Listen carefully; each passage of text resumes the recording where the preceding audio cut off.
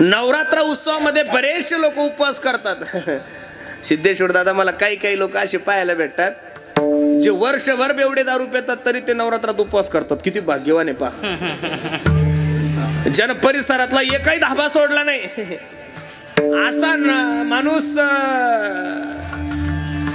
9 दिवस काही खात नाही, पित नाही, पाणी सुद्धा पित नाही। चांगली गोष्ट आहे, उपवास करतात, त्याविषयी माझं दुमत नाही। पण लक्ष देऊन ऐका ना दादा, माझ्या जगदंबा मातेची कृपा जर तुम्हाला व्हाव वाटत असेल, माझ्या आदिशक्ती मातेची कृपा जर तुम्हाला तुमच्या जीवनामध्ये व्हाव वाटत असेल, तर नवरात्रामध्ये उपवास करण्यापेक्षा ज्या दिवशी तुम्हाला महाराष्ट्रातली प्रत्येक मायमाऊली आपल्या स्वतःच्या बहिणीसारखी दिसेल ना दादा, त्या दिवशी तुम्हाला उपवास करण्याची गरज पडणार नाही। कधीतरी प्रॅक्टिकली जगायचं शिकार आहे। वर्षभर खायचं, 9 दिवस उपाशी फिरायचं, काही फायदा नाही। गाढवान शेत खाल्लं पाप ना पुण्य, गाढवानं शेत खाल्लं आणि पाप ना पुण्य असा विषय। चांगली गोष्ट आहे। नवरात्र उत्सवामध्ये तुम्ही एवढा सुंदर उपक्रम या ग्रामस्थ मंडळीने, ट्रस्ट मंडळीने घेतला, त्याबद्दल मी तुम्हाला वारकरी संप्रदायाच्या वतीने खूप खूप धन्यवाद देतो महाराज। नाही तर असे काही आता उत्सव आहे माझे 9 दिवसात, अशा ठिकाणी कीर्तन आहे, माझं कीर्तन झालं की दुसऱ्या दिवशी तमाशा आहे। काय बोंब पाडायची आम्ही महाराज लोकांनी, आम्ही लोकांना सांगायचं व्यसन नका करू, आम्ही लोकांना सांगायचं एकत्रित या, अंतःकरणात देवाविषयी श्रद्धा निर्माण करा, आणि दुसऱ्या दिवशी येऊन त्याने तमाशाचे गाणे म्हणायचे। कसे लोक सुधारतील हो, मोठा प्रश्न आहे ना महाराज। माझी महाराष्ट्रातल्या नव्हे देशातल्या सर्व हिंदू बांधवांना विनंती, बाबांनो, देवते माते समोर असे कोणतेच कार्यक्रम ठेवू नका की त्या कार्यक्रमातून समाजाला चुकीची दिशा मिळेल महाराज। मी या मताचा महाराज नाही की प्रत्येक नवरात्र उत्सवाच्या तरुण मित्र मंडळीने आमचे कीर्तन ठेवावे, याही मताचा महाराज नाहीये मी।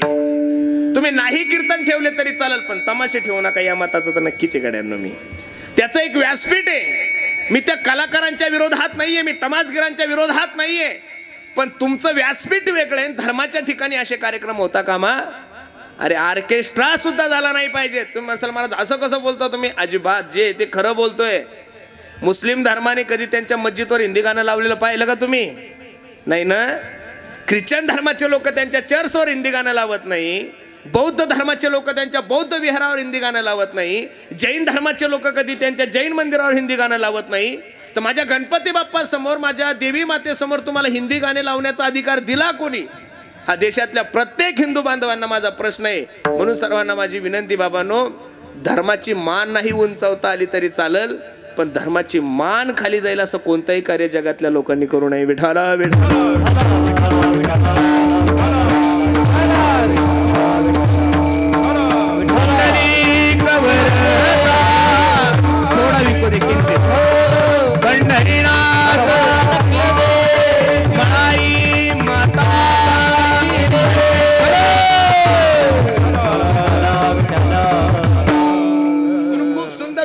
तुम्ही निर्माण केला, त्या निमित्तानं तुमच्या पहिल्या दिवसाची सेवा करण्याचा योग माझ्या जीवनामध्ये प्राप्त झालाय।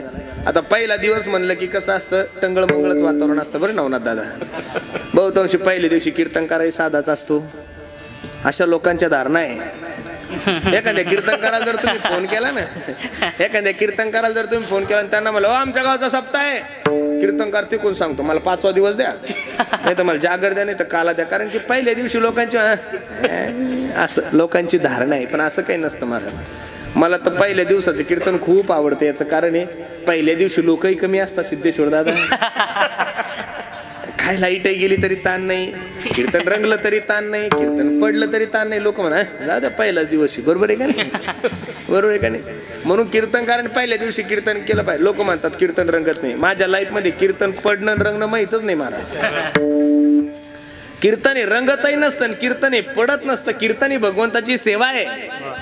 कीर्तन ही काय आहे? भगवंताची सेवा आहे। ती रंगली की ब्रह्मज्ञान तयार होतो, आणि एखाद्या वेळेस वातावरण नसलं कमी जास्तपणा होतो, पण रंग काही लोक म्हणतो हा काय महाराज त्या पखवाजाने माझं कीर्तन पाडलं। तू एवढा कच्चा कीर्तनकार आहे की पखवाजा तुझं कीर्तन पाडतो? म्हशी घे ना 2, कीर्तन कायला करतो? टाळकरी कुठं कीर्तन पाडत असतात का? गायक कुठं कीर्तन पाडत असतात का? नाही नाही नाही, स्वयंभू असलं पाहिजे माणसानं। प्रत्येकच ठिकाणी एकदा त्या सिंधुदुर्गाला माझं कीर्तन होतं, आणि ते लोक म्हणे महाराज तुम्ही या, म्हणलं हो येतो मी, काही हरकत नाही, एक पखवाजा घेऊन या म्हणे। मी पखवाजा घेऊन गेलो। आता मला वाटलं काही विनेकरी टाळकरी वगैरे असो, 10-5 हजार समाज, त्यांना विनाच कळत नव्हता नवनाथ दादा। आता काय करावं म्हणलं, गायक ते काय असतं म्हणे महाराज, आम्हाला काही कळत नाही, विनाही माहित नाही, गायकही माहित नाही, आणि एवढं भाग्यवान गाव होतं की त्या गावात एक टाळ सुद्धा नाही. म्हणलो काय नशीब आहे महाराज, महाराष्ट्रात राहून असे काही गाव आहे की त्या गावात टाळ नाही, किती अवघड आहे महाराज, बरोबर आहे का नाही. ते म्हणे कीर्तन करायचं. म्हणलं काळजी करू नका, कधी कधी काही नसलं तरी वन मॅन आर्मी तुम्हाला कार्यक्रम करता आला पाहिजेत महाराज, बरोबर आहे का नाही. म्हणून खूप सुंदर नियोजन तुम्ही सर्व मंडळींनी केलंय. अगदी थोड्या वेळामध्ये या अभंगाची भूमिका मला तुम्हा सर्व मंडळी समोर ठेवायची. विठाला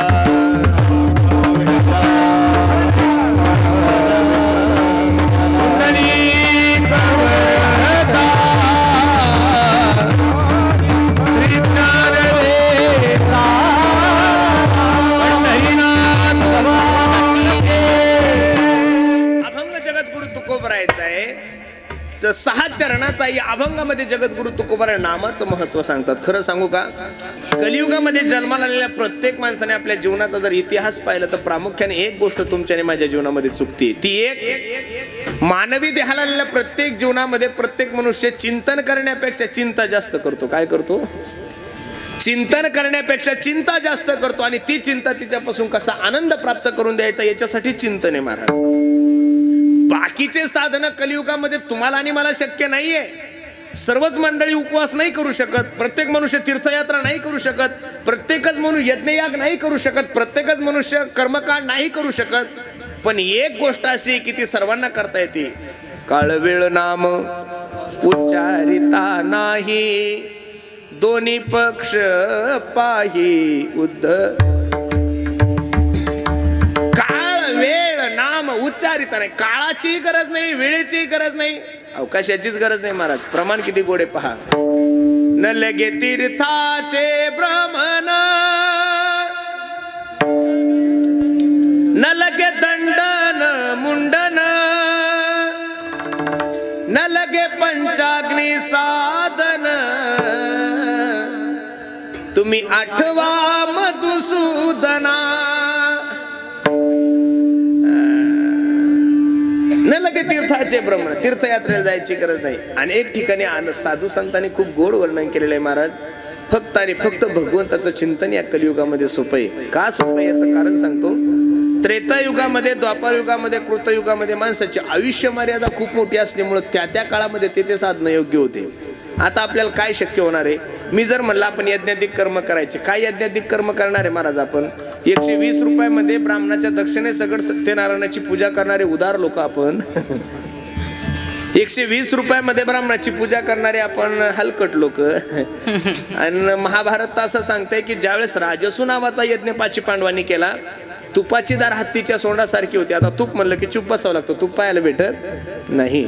मग यज्ञाधिक कर्म करू शकत नाही, योग याग कर्म काय शक्य आहे महाराज?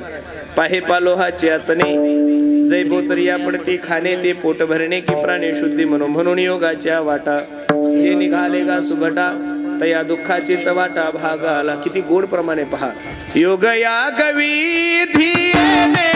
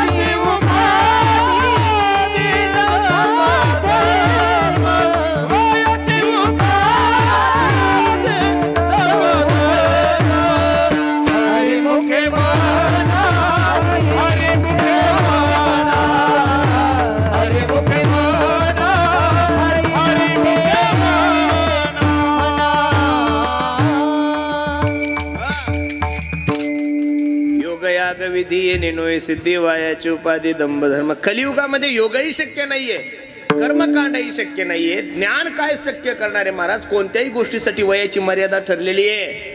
प्रथमम नार्जिते विद्या, द्वितीयम नार्जिते धनः, तृतीयम नार्जिते पुण्यम, चतुर्थम किम करिष्यसि. पहिले 25 वर्ष ठरवा की तुम्हाला पक्वा शिकायचं आहे. पहिलं ठरवा तुम्हाला कीर्तनकार व्हायचंय, कलेक्टर व्हायचंय, आमदार व्हायचं, खासदार काय व्हायचं ते 25 वर्ष. 25 ते 50 ढिलं नाही पडायचं, फक्त पैसा कमवायचा. काय कमवायचा? कारण शास्त्राने सांगितलंय ना, द्वितीयम नार्जिते धनः, 25 ते 50 धन कमवा, 50च्या नंतर प्रत्येकानं थांबून जा. मग संसारिक असेल, कीर्तनकार असेल, पुढारी असेल, कोणीतरी थांबलं पाहिजे. नाही थांबलं की घर फुटतं. बरं तुम्हाला चांगलं माहिती पुणेकरांना, कुठंतरी थांबलं पाहिजे. बरोबर आहे का नाही? असं म्हणतात लोक. दशरथाचा एक केस पांढरा झाल्यानंतर दशरथाने प्रभू रामचंद्राला गादी दिली का नाही? आपलं टक्कल पडलं तरी घर सोडत नाही. आपण किती दिवस घरात राहणार आहे? थांबा की थोडं, आता काहीतरी देवाचं देव करा. थांबलं पाहिजे. लोक म्हणतात 65च्या नंतर रिटायरमेंट आहे. अजिबात नाही. माणसाचं खरं रिटायरमेंट 45च्या नंतर आहे महाराज. 50व्या वर्षी माणसाने थांबलं ना तर तुम्हाला तीर्थयात्रा करता येईल, थोडं फिरता येईल, पंढरपूरला जाता येईल. 70 वर्ष झाल्यानंतर रिटायरमेंट घेतल्यावर तुम्ही कुठं जाणार? एक तर तुम्हाला आजार भरपूर आहे. जेवढं वय आहे त्याच्यापेक्षा 150 आजारच झालेले आहे तुम्हाला. शुगर आहे, बीपी आहे, चालता येत नाही, गुडघे काम करत नाही, मन का गेला. काय तुम्ही पैसा असून उपयोग घेणार त्याचा? अहो तुम्हाला सांगू का, 80 वर्षाचा माणूस असेल ना तर त्याला काश्मीरचे जरी ऍपल खाऊ घातले तर फायदा नाही. जसे खाल्ले तसेच परत येतात, ते हेच होत नाही. तुम्ही त्याला बदाम खाऊ घाला, काजू, अरे बदाम आणि काजू खाण्यासाठी वय तसं लागेल ना महाराज. जवळ हे सकळ सिद्ध आहे, हात चालावया पाय तव तू आपुले सोहित पाहे तीर्थयात्रे जाय चुकू नको. 500 कोटीचे मालक आहे तुम्ही, वय 80 वर्षे, आणि काय करणार त्या 500 कोटीला? नुसतं पाहणार आहे ना. जसं आजगर आहे तशीच तुम्ही दुसरं काय करणार आहे महाराज? एक तर त्यातले खरचता येत नाही, चांगली मोठी गाडी घेता येत नाही, गाडीत प्रवास होत नाही. म्हणजे जे आहे ते वयातच आहे. वय निघून गेल्यानंतर जीवनामध्ये काही होत. मग संसारातल्या गोष्टी जर वयात करावं लागतात तर परमार्थ म्हातारपणात कसं होईल? जवळ हे सकळ सिद्ध आहे, हात चालावया पाय तव तू आपले सोहित पाहे तीर्थयात्रे जाय चुकू नको. तरणा भाग्यवंत नटे हरी, म्हातारा भाग्यवंत म्हणलेच नाही तू कोबरा. तरणा भाग्यवंत नटे हरी कीर्तनात.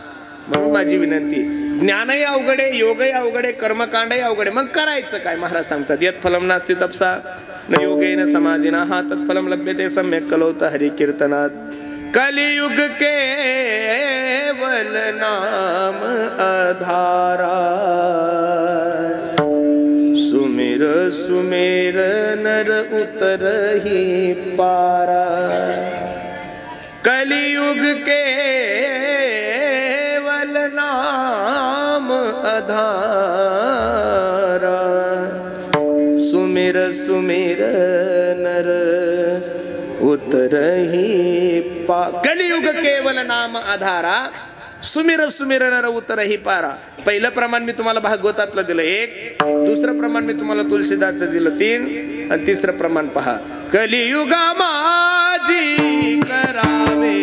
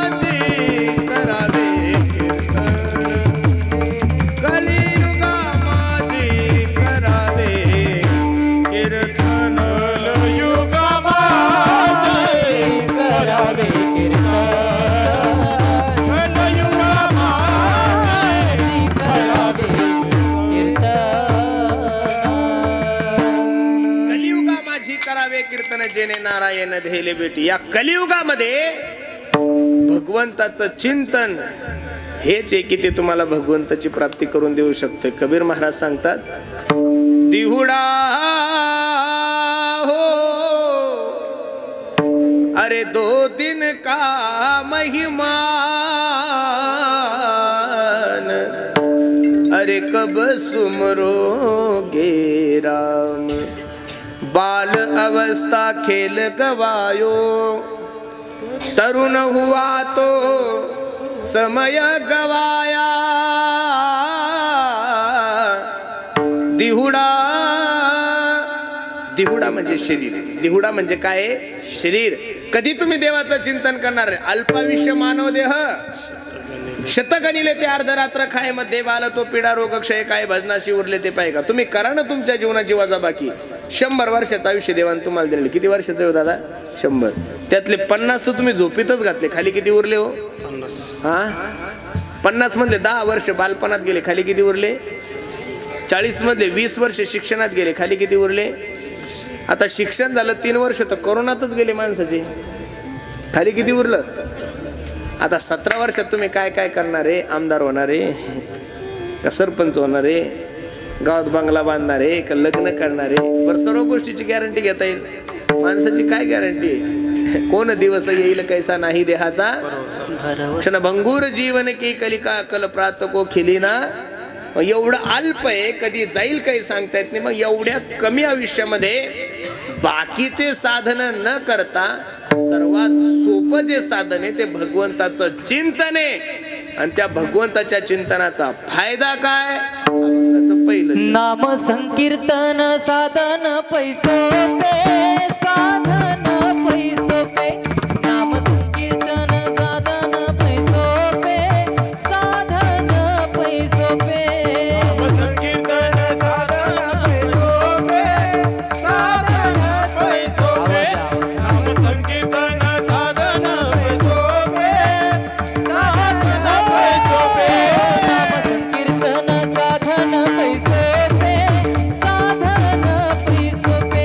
नाम संकीर्तन साधन पैसोपे, साधन पैसोपे. नाम संकीर्तन साधन पैसोपे, साधन पैसोपे. नाम संकीर्तन साधन पैसोपे, साधन पैसोपे. तिला पापे जन्मांतरीची,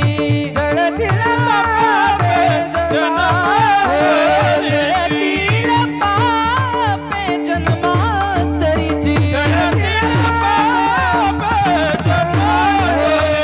कलगती सायात जावे वनांतरा, जावे वनांतरा. कलगती सायात जावे वनांतरा, जावे वनांतरा. कलगती सायात जावे वनांतरा, कलगती सायात जावे वनांतरा, जावे वनांतरा. हे नाम संकीर्तन साधन पैसोपे, जळतीले पापे जन्मांतरीची. नाम संकीर्तन साधन पैसोपे, जळतीले पापे जन्मांतरीचे,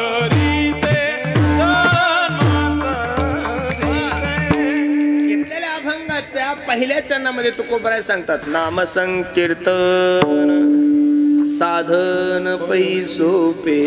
सर्वात सोपं साधन जर काय असेल तर भगवंताचं चिंतन आहे.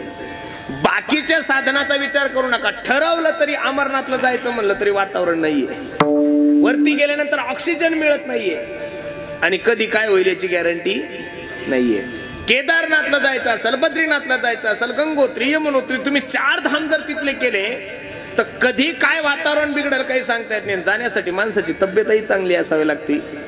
बाकीचे साधन खूप खडतर आहे महाराज. सर्वात सोपं साधन जर काय असेल तर नाम संकीर्तन साधन पैसोपे. अरे कृष्ण नाम प्यारा है, गोपाल नाम प्यारा है। माता पिता बंधु भाई अरे सखा वो हमारा है, कृष्ण नाम प्यारा है, गोपाल नाम प्यारा है। नाम के सहारे ब्रह्मा सृष्टि को रचाता है, समाधि में बैठे शंकर नाम को ही गाते हैं। नाम का प्रकाश लेकर, नाम का प्रकाश लेकर सूरज चंदा तारे हैं, कृष्ण नाम प्यारा है, गोपाल नाम प्यारा है। ज्या ज्या लोकांनी भगवंताची कृपा प्राप्त करून घेतली त्या सर्व लोकांनी सर्वात मोठा साधनाचा जर मार्गाचा अनुकरण केला असेल तर ते साधन फक्त आणि फक्त भगवंताचं चिंतन आहे। आणि त्याचा फायदा काय? जळतील पापे। भगवंताचं चिंतन केल्यानंतर तुका म्हणे कोटी कुळीती पुनीत भावे गाता गीत विठोबाचे। नाम घेता वाया गेला, नाम घेता वाया गेला, नाम घेता वाया गेला, नाम घेता वाया गेला, नाम घेता वाया गेला, नाम घेता वाया गेला, नाम घेता वाया गेला, नाम घेता वाया गेला।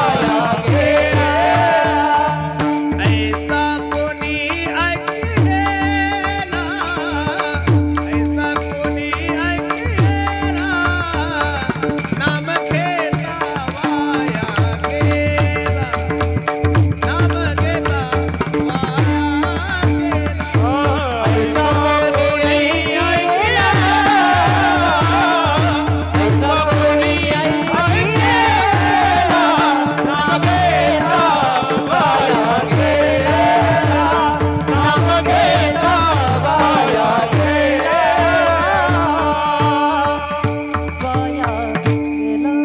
ऐसा कोणी ऐकेला। म्हणून बाकीचे साधनं सोडून द्या, 9 दिवस 2 टाइम जेवा, असं माझं मत नाही उपवासच करावं सर्वांनी।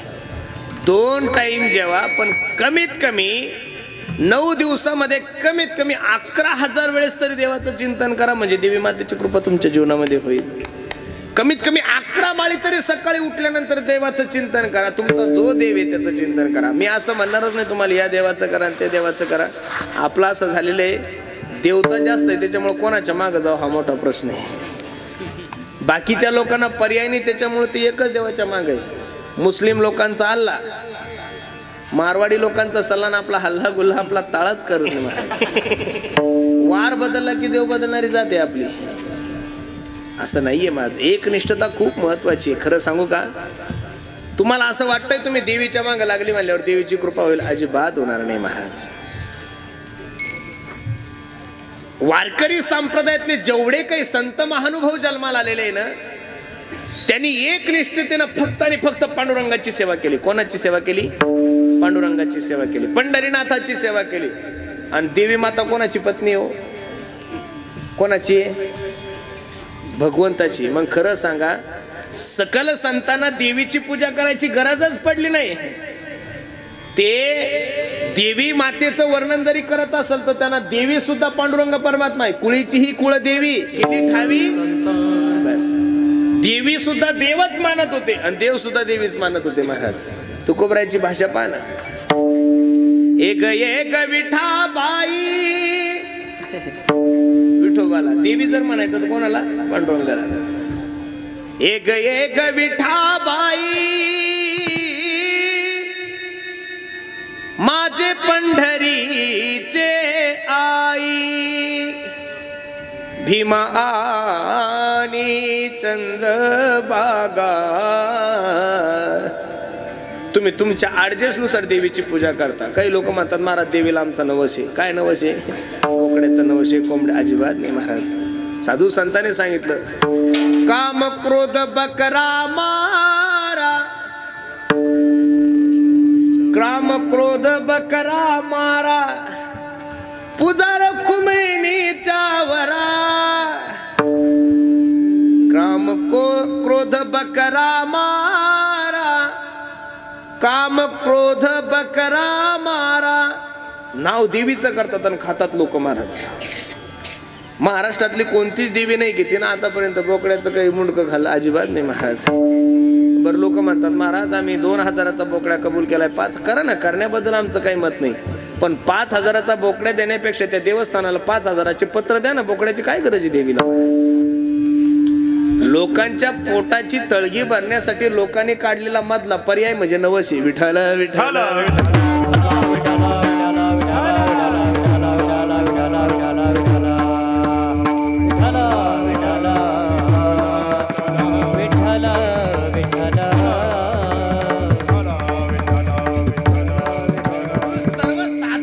सर्वात सोपं साधन भगवंताचं चिंतन आहे, देवाचं चिंतन करा. कोणताही देव घ्या, पण त्या देवाचं एक निष्ठतेनं चिंतन करा. नाम संकीर्तन साधन पै सोपे, जळतील पापे जन्मांतरीचे. खरं सांगा, लोक म्हणतात अनंत जन्माचं पाप कसं नष्ट होऊ शकतं महाराज. लक्ष देऊन कीर्तन ऐका. या जन्मात केलं पुढचं पापन पुण्य कोणाला कळतं? कळतं महाराज. आपण पिंडदान करत असताना लोकांनी पिंडदान केलं की लोक काय म्हणतात, कावळा शिवला म्हणजे पिंडदान कोणाला प्राप्त झालं? आपल्या पूर्वजाला प्राप्त झालं. तुम्ही म्हणसाल असं कसं असू शकतं? हो असतं ना महाराज, शक्य आहे का नाही? आता तुम्ही सर्व कीर्तनाला उपस्थित आहे, तुमची आई कीर्तनासाठी उपस्थित नाही आहे का? नाही ना. आई कीर्तनासाठी उपस्थित आहे का? नाही. तुमची आई घरी आहे आणि मी तुम्हाला कीर्तनात तुमच्या आईवर शिवी दिली, काही संबंध आहे का? तुम्ही इथं आहे, आई कुठं आहे? आई कुठं आहे तुमची? घरी आहे. मग इथं दिलेली शिवी तिला कशी लागती? ते म्हणतात बरोबर लागती. मग तसं पिंडदान लागतं असं समजून चला. धर्माविषयी जास्त डोके लावत जाऊ नका, बरोबर आहे का नाही? नेमकं अवघड आहे मला. लोक फक्त शंका जी घेतात ना ती फक्त आपल्या हिंदू धर्माविषयीच घेतात, बाकीच्या ठिकाणी शंका घेत नाही. शंका को शंका काढून टाका आणि फक्त भगवंताचं चिंतन करा. आणि ते भगवंताचं चिंतन करण्यासाठी तुम्हाला कुठं जंगलात जाण्याची गरज नाही, कुठं हिमालयात जाण्याची गरज नाही. तुम्ही प्रेमानं भजन करा, तो जगाचा मालक सुखानं तुमच्या घरी अभंगाचं दुसरं चरण. ननगती सायास